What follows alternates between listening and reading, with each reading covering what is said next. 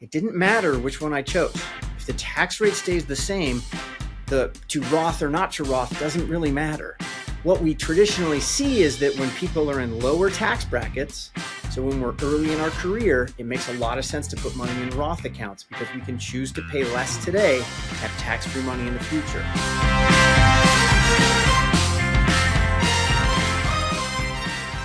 Hey everyone, welcome to another week of Real Personal Finance. Today I get to fly solo. We got a listener question from Figgle. Figgle, thanks for sending in your question.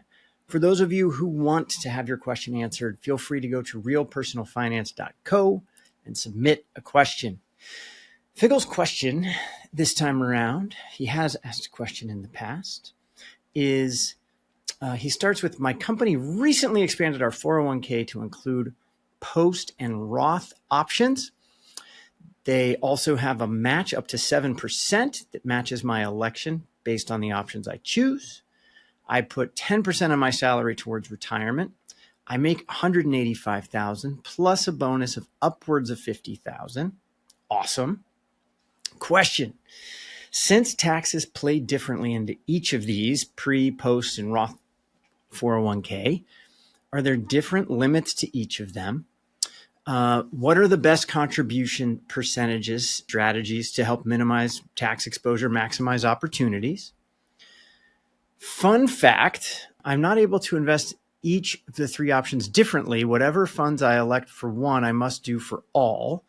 Let's talk about that a little bit more.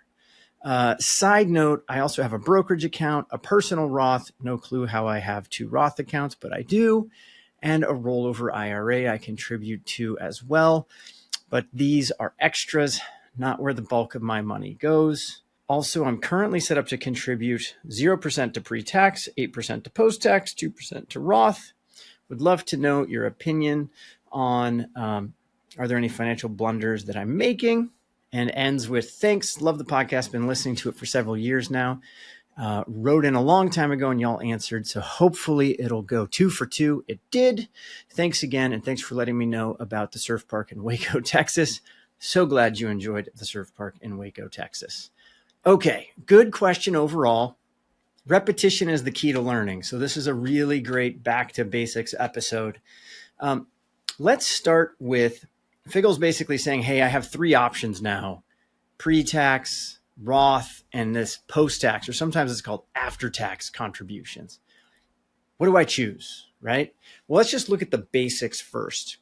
So when people think about 401ks, and when I say 401k, I also mean 403bs, 457s, TSP, Thrift Savings Plan, if you work for the government. Those are all basically going to have similar rules. And they allow you to contribute for pre-tax as well as Roth up to a maximum of $23,500 per year per person, per employee. Now, that means you get that total across all 401k accounts, across all 403bs. 457s are different. They're a separate little thing. You can do that extra. But TSP, 401k, 403b, if you work at three different places, you can put away a max of $23,500 into those accounts, being either Roth contributions or pre-tax contributions. Okay. Now, from there is this thing called the catch-up provision. The catch-up provision basically says, well, hold on, like maybe you didn't save enough while you were younger. And so now, once you're over the age of 50, we're going to let you put more in than $23,500. You can do an additional $7,500 if you're over 50 to all these accounts. So you can do a total of $31,000 into these accounts. Again, this is your deduction from your paycheck. Okay. Now, just to make it even a little bit more crazy, the government went ahead and added another little rule that says, hey, you know, if you're 60, 61, 62, 63, instead of that $7,500, you can do $11,250 of catch up. So a little extra catch up if you're in those years. But those are the amounts in total. For most people, it's either $23,500 or it's $31,000. And then you can do a little bit more if you're in those early 60s years. But that's the maximum you can traditionally put away out of a paycheck for yourself for either pre-tax. Remember, pre-tax is where I'm saying I don't want to pay taxes yet. I'm going to go ahead and choose to not pay taxes today. I'll pay it in the future. Or Roth, where I'm saying, hey, I want to pay my taxes right now, and in the future, I'll have it tax-free. Okay? So that's the basic for the employee contribution. Now, from there, you're actually allowed to contribute more. So Figgle's asking this question, like, where should I put my money? And he's a little bit, honestly, I would be confused because it's like I get pre-tax, I get Roth. Okay, we just talked about those, but there's this post-tax or this after-tax contribution. What's that all about? Well, there's this other rule that says, hey, you're allowed to put away. Now, this is you, the employee, the employer match, and after-tax contributions. You can put away a total of $70,000 a year into a 401k plan. I'm going to call it 401k plans from now on, but just know that that means 401k, 403b, 457, TSP. They're all one and the same, essentially. So we can do all of that 70,000 in total. And now we can put away, that employer match, that post-tax contribution. What's a post-tax contribution? Well, let's just back up real quick and look at that pre-tax versus Roth thing, because it's going to help answer one of Figgle's questions. So, if we say you have a 10% tax rate today and you put $1,000 in a 401k and you say, I don't want to pay taxes today. Well, then I'm going to put in $1,000. I'm going to pay zero taxes. I'm going to let it grow 10x to the future. When I take it out, if the tax rate's still 10%, I'm going to pay $1,000 in taxes. 10% of 10,000 is $1,000. So I pay $1,000 to the government. I get to keep $9,000, right? Now, let's say I did Roth instead. So today for Roth, I go, you know what? I just want to pay that 10% and let's just be done with it. So I put in, instead of 1,000, I put in the 1,000, but 100 of it goes to the government. So now I get to contribute 900 to my Roth IRA, and it grows 10x. Now that it's grown 10x, the money comes out when I'm all done. I get my $9,000 out. I don't owe any taxes then. I'm good to go. Now, I hope you noticed that it didn't matter which one I chose. If the tax rate stays the same, the to Roth or not to Roth doesn't really matter. So what we traditionally see is that when people are in lower tax brackets, so when we're early in our career, it makes a lot of sense to put money in Roth accounts because we can choose to pay less today to have tax-free money in the future. Or if we're in a very high tax bracket today, like we're in the 35, 37%, maybe the 32% brackets, and then maybe we're paying state income tax as well, like in California, could make a lot of sense to defer taxes to the future. So we say, hold on, I'm just going to not pay taxes today. I'll go pre-tax and I'll pay them in the future. What we're doing is we're playing a tax arbitrage strategy where we're trying to guess for ourselves, am I going to pay more today? If I am, I'm going to choose not to. Or am I going to pay less today? If I think I'm going to pay less today, I want to. If I want to pay less today, that's the Roth strategy. If I think I'm going to pay more today, I want to do the pre-tax strategy. But then there's this whole thing called like post-tax or after-tax contributions. What's that all about? All that is it's saying, hey, Figgle, you can only do that $23,500 to your 401k between the pre-tax and the Roth.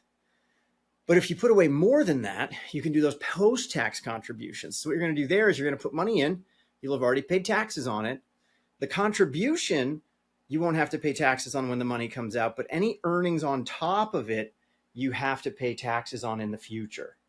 So it's kind of this in-between space.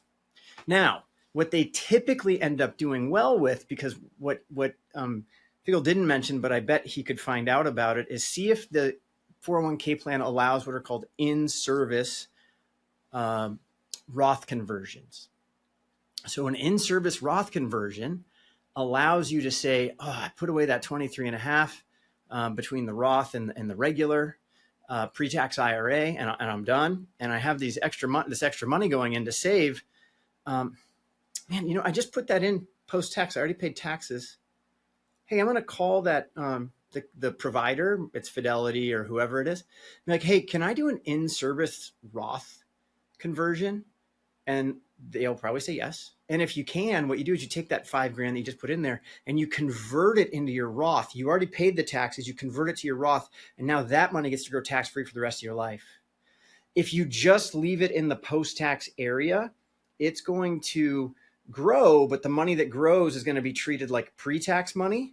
And then the money that's just sitting in post-tax is kind of treated like Roth money, but the growth on top of it's not. So far better to, if you're allowed, in my opinion, go ahead and take that money and convert it to Roth right away, because that just lets you do that. So that's kind of the overarching idea. So the first thing was he's saving 10% and getting a 7% match. That's awesome. Good for you. Keep it up. That's great.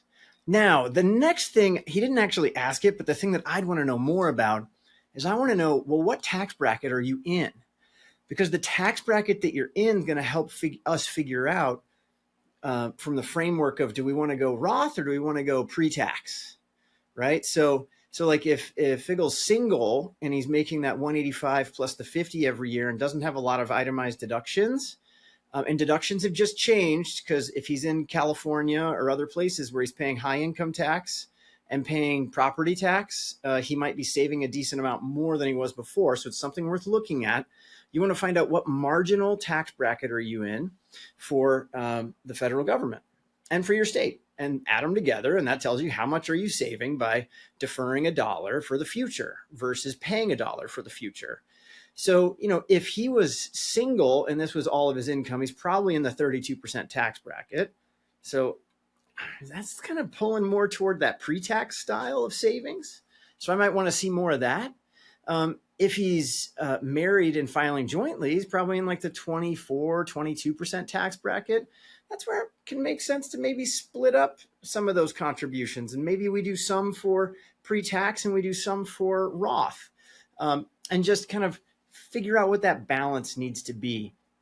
The thing that I wouldn't be doing is saving to post-tax. So I would go either all pre-tax, all Roth, or some blend of the two first until we max out the $23,500. And then after that's happened, then we can do post-tax. But if we do, I ideally want to see that converted to Roth. So that's the way I would think about that. And I think that helps answer the few questions so far. The one thing on the fun fact, I would reach back out to the fund provider, the 401k provider, because this makes no sense to me. 401ks shouldn't tell you that you have to choose to do all three, or you have to do, I think he said, I'm not able to invest each three options differently. That doesn't make any sense to me. I would call them back and find out. I think you should be able to say that you want to do very specific things, and they should be able to help you with that. So I would just reach out to them about that. And then you said the side note that you have a brokerage account and a Roth account and an IRA. I'd be wary of making contributions to those. There are these things that we call phase out provisions when you have access to a 401k. And as you hit specific income levels, whether you're single or head of household or married filing jointly, you're actually not allowed to make IRA contributions that are deductible or make a Roth contribution as well. You're allowed to do what we call a backdoor Roth contribution.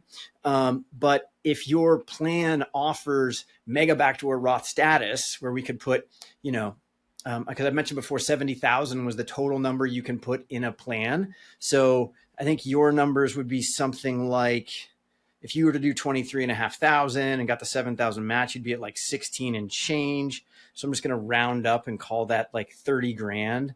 So you could potentially put another 40 grand in to the post-tax and do a Roth conversion. So you probably don't need to be doing contributions to your other accounts.